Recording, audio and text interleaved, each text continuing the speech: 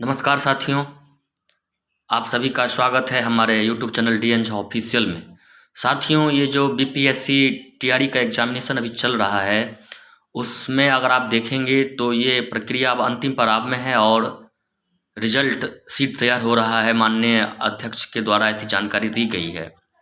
और इसी बीच आप देख रहे हैं कि ये मुद्दा लगातार न्यायालय का भी चक्कर लगा रहा है। यानी बीएड बीटीसी विवाद थमने का नाम नहीं ले रहा है, लेकिन अब ऐसा लग रहा है कि ये निर्णायक मोड़ पर आ गया है और बहुत जल्द ही ये न्यायालय का चक्कर भी समाप्त हो जाएगा। इसी बीच आप ये भी देख रहे हैं कि शिक्षा विभाग की पूरी तैयारी जोर शोर से चल रही है शिक्षक की नियुक्ति को लेकर, अर्थात रिजल्ट जारी होते ही अध्यापकों की नियुक्ति की प्रक्रिया पूरी कर ली जाएगी। इसके विषय में सभी जिलों को अवगत करा दिया गया और पूरे तरह से तैयार रहने के लिए कहा गया है। यहाँ तक कहा गया है कि जो भी अधिकारी कर्मी हैं शिक्षा विभाग से जुड़े हुए, उन सभी की छुट्टी रद्द की जाए और यानी इसी अक्टूबर महीने में ही सबकी नियुक्ति करवा लेनी है। तो साथियों, बहुत अच्छी बात है। हम भी सब भी चाहते हैं कि बहुत जल्द ही ये नियुक्ति प्रक्रिया समाप्त हो और जो बरसों से जो संघर्ष कर रहे हैं अभ्यर्थी, वो निश्चित रूप से विद्यालय में पहुँचे और अपना योगदान दें, बच्चों के बीच अपना जो कौशल है वो दिखाएं।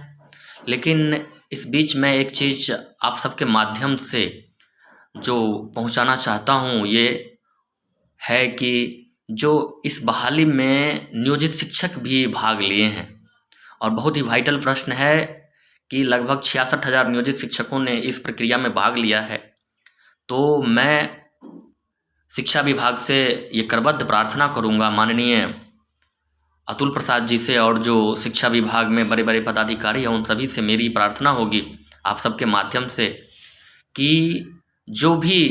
अभ्यर्थी मेरिट लिस्ट में बीपीएससी के द्वारा अनुशंसित किए जाते हैं और वैसे अभ्यर्थी जो पहले से नियोजित हैं, तो निश्चित रूप से उन अभ्यर्थियों को, उन शिक्षकों को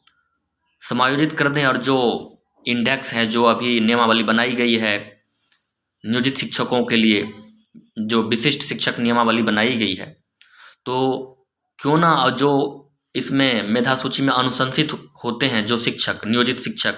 उन्हें उसी पद पर राज्यकर्मी बना दिया जाए अथवा किसी अन्य पद पर भी अगर उसे स्थान दें या योगदान करवाया जाए तो निश्चित रूप से उसके पूर्व के योगदान को भी ध्यान में रखा जाए, ताकि उन अभ्यर्थियों का, उन शिक्षकों का जो मेधा है उसका सम्मान हो सके, उन्हें एक उचित सम्मान मिल सके और इससे जो न्यू अभ्यर्थी है, फ्रेश अभ्यर्थी है, उन्हें भी लाभ होगा, उन्हें भी एक अतिरिक्त सीट मिलेंगे जिस पर वो फाइट करेंगे। तो इस तरह से दोनों का ही कल्याण होगा। तो मैं यही बात शिक्षा विभाग तक आप सबके माध्यम से पहुंचाना चाहता हूं और आशा करता हूं कि शिक्षा विभाग जरूर इस पर संज्ञान लेंगे। जो भी शिक्षक मेधा सूची में अनुशंसित होते हैं बीपीएससी के द्वारा, जिन शिक्षकों का नाम आता है,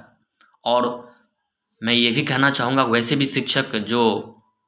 पात्रता निर्धारित की गई है कैटेगरी के लिए, अलग अलग कैटेगरी के लिए जो पात्रता रखा गया है, क्वालिफाइंग मार्क्स रखा गया है,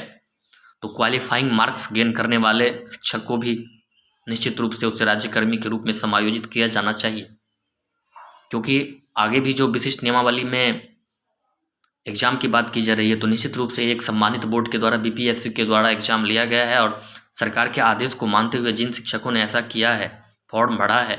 उसमें अधिकांशतः नव नियुक्त शिक्षक रहे हैं जो छठे चरण में नियुक्त हुए थे। तो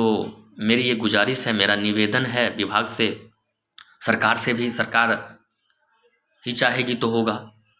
कि जो भी शिक्षक पहले से नियुक्त है उन शिक्षकों को उसी पद पर समायोजित किया जाए राज्यकर्मी के रूप में। सारी जो सुविधाएं हैं जो आप बीपीएससी उत्तीर्ण शिक्षकों को देने जा रहे हैं, वो उन्हें भी दें और उनका जो सेवा है उसको निरंतरता प्रदान करें, यानी उसको प्रोटेक्शन दे, सर्विस प्रोटेक्शन दे और पे प्रोटेक्शन दे। तो यही कहना था साथियों। आप सब इस वीडियो को थोड़ा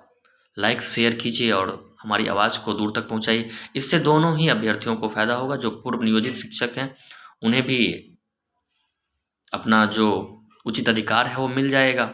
और क्योंकि वो क्वालिफाइंग मार्क्स गेन कर रहे हैं और मेधा सूची में भी, दोनों के लिए मैं बात कर रहा हूँ। अगर आप मेधा सूची की बात करें तो जो मेधा सूची में अनुशंसित होते हैं उनको तो उनका तो राइट बनता है, उनको भी कर दें। और जो क्वालिफाइंग मार्क्स को गेन कर रहे हैं, प्राप्त कर रहे हैं, तो वो भी तो, क्योंकि आगे भी जो एग्ज़ाम होना है उसमें निश्चित रूप से उत्तीर्णांक ही होगा, क्वालिफाइंग मार्क्स होगा, पासिंग मार्क्स होगा, एक सेट क्राइटेरिया सेट किया जाएगा कि इतने मार्क्स आपको लाना है। तो जब इतने बड़े प्रतियोगी परीक्षाओं में अगर वो क्वालिफाइंग मार्क्स को गेन कर रहे हैं तो निश्चित रूप से उसे समायोजित किया जाना चाहिए। तो इन्हीं शब्दों के साथ साथियों आशा करते हैं कि आप सब इस वीडियो को ज़्यादा से ज़्यादा